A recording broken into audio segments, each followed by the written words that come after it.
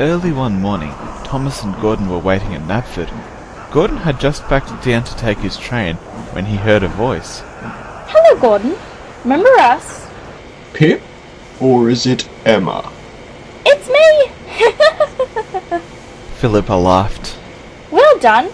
Emma is at the back today. Why are you two here? It was the Fat Controller who answered Thomas's question.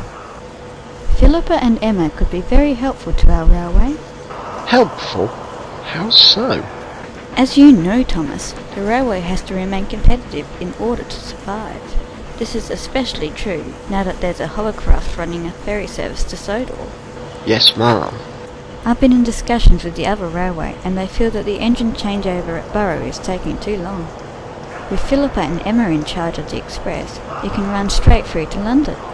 Thomas's face fell, and he looked over at Gordon.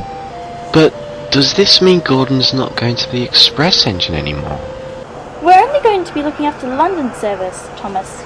We'll only be able to make one return trip by day. Exactly, Philippa. Gordon will be looking after some of the through trains which terminate at Burrow, as well as some of the commuter runs. Certainly, ma'am. Those have been getting fairly busy of late. James, Alice, Bear and Henry could use some extra help. A moment later, Gordon departed.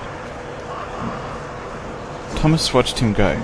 Even though he wouldn't be looking after the express, Thomas was glad that his friend would still be a really useful engine. A moment later, he glanced over at Pip and Emma. Well, welcome to the railway. Thank you.